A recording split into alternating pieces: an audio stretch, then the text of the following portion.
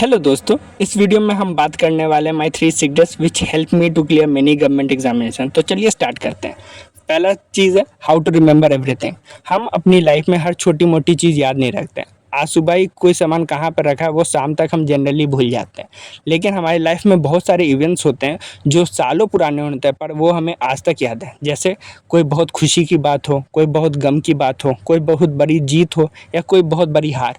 ये ऐसे इवेंट्स हमारे दिमाग में हमेशा की तरह सेव रहते हैं, चाहे हम उसको कितना भी भूलने की कोशिश करें। ऐसा इसलिए होता है क्योंकि वो हमारे जो मेमोरी है उसके साथ अटैच हो जाते हैं, वो माइंड का एक हिस्सा ही बन जाता है। यही सेम ट्रिक हमें अपनी स्टडीज़ में इस्तेमाल करना है। तो जैसे आप कोई भी टॉपिक पकड़ लो, जैसे कोई मैथ्स का प्रॉफिट लॉस का सब्जेक्ट हो, फिजिक्स में लाइट का चैप्टर है या सोशल साइंस का 8057 का रिवॉल्यूशन की बात ही कर लो।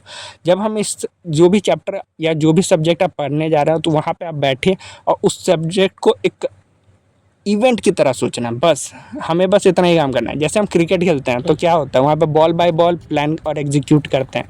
हम ऐसे नहीं सोचते कि 15 ओवर तक हम ही को खेलते रहना है। नहीं, हम एक बॉल आया उस बॉल को प्लान किए और एग्जीक्यूट किए। उसी तरह जब पैराग्राफ आया तो बस paragraph by paragraph, line by line, paragraph by paragraph पढ़ते जाना है। जब मैथ सॉल्व कर रहे हैं तो मैथ्स में भी क्वेश्चन बाय क्वेश्चन सॉल्व करते जाना है और उसको समय देना है। यदि जिस समय जो चीज़ कर रहे हैं उसमें फुल फोकस रखना है। जब हम क्रिकेट खेल रहे हैं तो हम हमारे दिमाग में और बाकी चीज़ नहीं चल रहा होता है कि घर में क्या करना है, मैथ के सब्जेक्ट में क्या होगा, स्कूल में क्या हुआ था, कॉलेज में क्या हुआ था, हम नहीं होता। वही सेम चीज़ यहाँ पे भी, जब आप वहाँ पे हैं तो 100% वहाँ पे रहिए। जब जनरली हमारे साथ क्या होता है, जब भी हम कॉपी पेन लेकर बैठते हैं पढ़ने के लिए तो हमारा माइंड इतना ज़्यादा फोकस नहीं होता, इसलिए वो कहीं पे भी स्लिप कर जाता है। जैसे हम बैठे बैठे कहीं और चले जाते हैं और ये थॉट्स को कंट्रोल नहीं कर पाते हैं। ये सेम ट्रिक जब आप इस्तेमाल कीजिएगा, लाइन बाय लाइन, एक लाइन कंप्लीट किए उसके बाद सेकंड लाइन पे जाना है, सेकंड लाइन कंप्लीट किए देन थर्ड लाइन पे जाना है। तो ये आपको आपके माइंड को यूज टू हो जाता है टफनेस के लिए। ये बिल्कुल उसी तरह है जैसे हम जिम में जाके मसल बिल्डिंग करते हैं। तो मसल बिल्डिंग जब हम जिम में जाते हैं तो क्या करता है, वो मसल को ब्रेक करता है और आदत डालता है इतना वेट उठाने के लिए, जिससे उस मसल को आदत पड़ जाती है। बिल्कुल वैसे ही हमें अपने माइंड को टफनेस में डालने की कोशिश कर रहे हैं ताकि हमारे माइंड भी उस चीज़ का यूज टू हो जाए और विद टाइम जो कैपेबिलिटी है उसको रिटेन करने की और बढ़ जाएगी। Second trick, how to study for long hours. ठीक है, अब याद तो करना हम सीख गए, पर ये चीज़ जो है हमें 7 घंटे, 8 घंटे, 10 घंटे जो पढ़ने का जो टाइम चाहिए वो कैसे होगा। हम 1-2 घंटे के लिए तो फोकस कर लेंगे, बाकी के टाइम में क्या होगा। जनरली स्टूडेंट्स का यही होता है। इसके लिए सबसे बेस्ट तरीका है पोमोडोरो टेक्निक। पोमोडोरो टेक्निक के बारे में आप थोड़ा सा गूगल भी करेंगे तो आपको बहुत सारे वीडियोस दिख जाएंगे। जनरली इसमें आपका मेन फोकस होना चाहिए 20 से 25 मिनट। साइंटिफिकली ये कहा जाता है कि 20-25 मिनट के बाद हमारा फोकस एक जगह नहीं रह सकता। तो इसके लिए आप हमेशा इसी तरह का टेक्निक इस्तेमाल करें। 25 मिनट पढ़ना है, फिर 5 मिनट का ब्रेक लेना है, फिर 25 मिनट पढ़ना है, फिर 5 मिनट का ब्रेक लेना है और इसी तरह आप लंबे 2-3 घंटे का सेशन कीजिए, फिर आधा घंटा का ब्रेक ले लीजिए। उस समय जब ब्रेक लेते हैं तो उस समय पानी पी सकते हैं, कुछ खा सकते हैं, अपने आइज़ को बंद कर लीजिए और रिलैक्स कीजिए। उसमें मोबाइल नहीं यूज़ करना है। मोबाइल्स के बारे में मैं और आगे भी बात करूँगा, पर मोबाइल नहीं यूज़ करना है। यदि आप चाहें तो आप कुर्सी से उठ के थोड़ा चल फिर भी सकते हैं। ये बहुत ही साइंटिफिक वे है स्टडी करने का लॉन्ग आवर्स के बारे में। इसके बारे में बहुत सारा रिसर्च हो चुका है और ये डेफिनेटली बहुत काम करता है। कोई भी सब्जेक्ट, कोई सा साइंस का सब्जेक्ट हो या आपने जो भी सब्जेक्ट पढ़ा है ना, आप 1 घंटे पढ़े हैं उसको, आप उसमें करना क्या है, उसके बाद 10 मिनट का जो ब्रेक लें उसमें आप टाइमर लगाइए और 10 मिनट तक आपने जो भी पढ़ा है उसको रिकॉल करने की कोशिश कीजिए। बेशक आप सब कुछ रिकॉल नहीं कर पाएंगे, पर जब भी आप आंखें बंद करके किसी एक टॉपिक पर अपने माइंड को काम पर लगाते हैं तो हमारा माइंड हमारे सारे थॉट्स को चैनलाइज करता है उस पर्टिकुलर टॉपिक के ऊपर और वो टॉपिक हमारे दिमाग में ज़्यादा टाइम तक याद रहता है। बस इसी तरह आप मेमोरी बना सकते हैं और कोई तरीका नहीं मेमोरी बनाने का।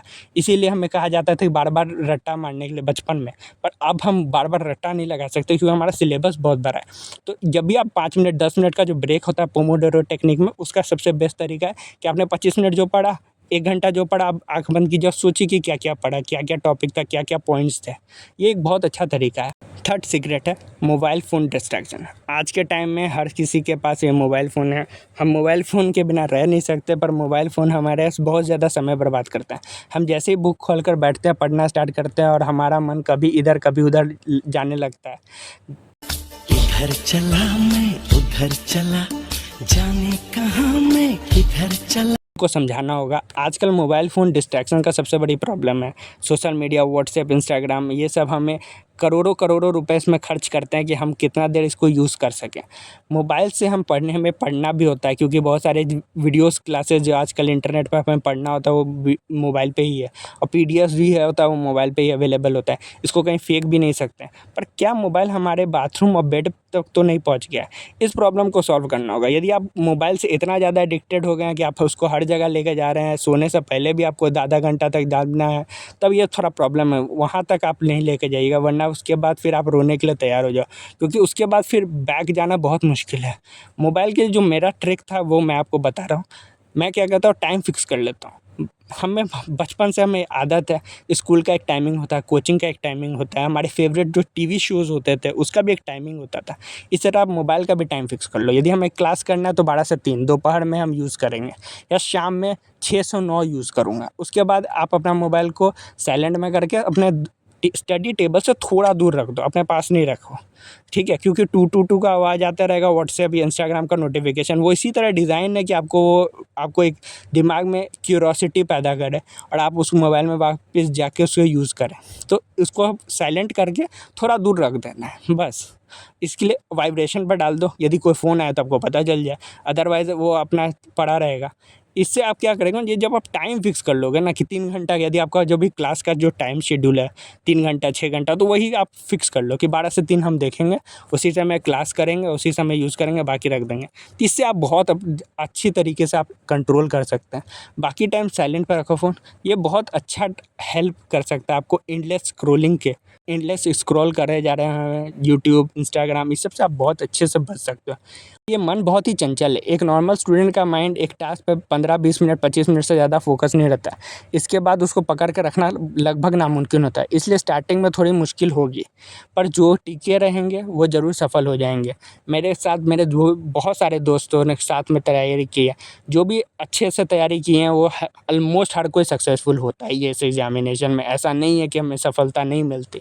और at last you have to remember, आपका एक्चुअल कंपटीशन एक नॉर्मल स्टूडेंट है। आपको टॉपर ऑफ द टॉपर से नहीं कम्पीट कर रहा है, आप एक नॉर्मल स्टूडेंट से ही जनरली कम्पीट कर रहे होते हैं। बस उनमें से जो वक्त के साथ अपने अंदर बदलाव ला पाते हैं और अपने आप को बेहतर बना लेते हैं, वो एग्ज़ाम क्लियर कर लेते हैं। अपना बहुमूल्य समय देने के लिए धन्यवाद। Thank you.